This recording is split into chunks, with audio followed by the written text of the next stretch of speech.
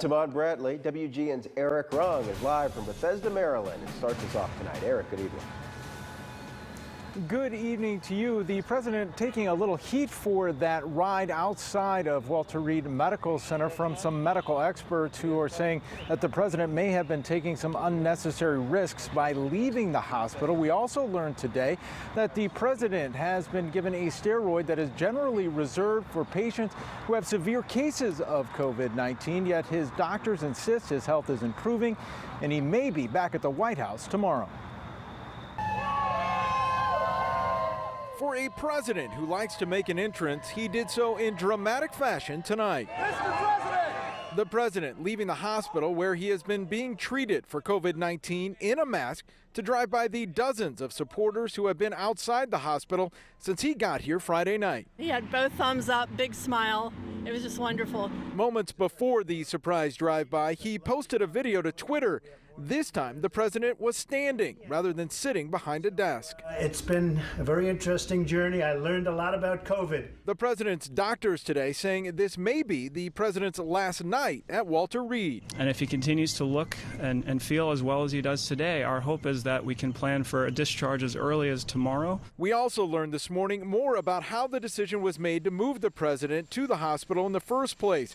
Doctors saying the call was made after the president on Friday morning experienced a high fever, cough, and a dip in his blood oxygen saturation.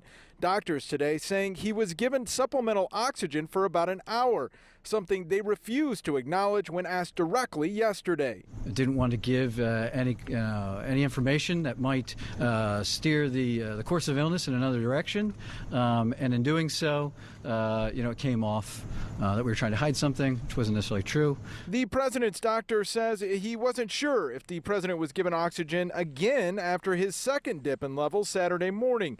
He did say that was a reason he and his team prescribed taking dexamethasone, a steroid usually given to people with severe cases of COVID-19. We decided that in this case, the potential benefits early on the course probably outweighed any risks at this time. In addition to the steroid, the president has taken an experimental antibody treatment and is on remdesivir, a drug doctors have had some success treating COVID patients with. For his supporters, he's a warrior, and I think this is a little hiccup. Just seeing the president back on his feet as well as out of the hospital for the drive-by gives them hope he'll be back on the campaign trail soon. I don't think it'll have much of an impact on the race. I think, if anything, it'll help him out. Now, if the president is released tomorrow, we have gotten no word of any sort of timeline of when that may happen. We're outside Walter Reed Medical Center in Bethesda, Maryland. I'm Eric Rung, WGN News.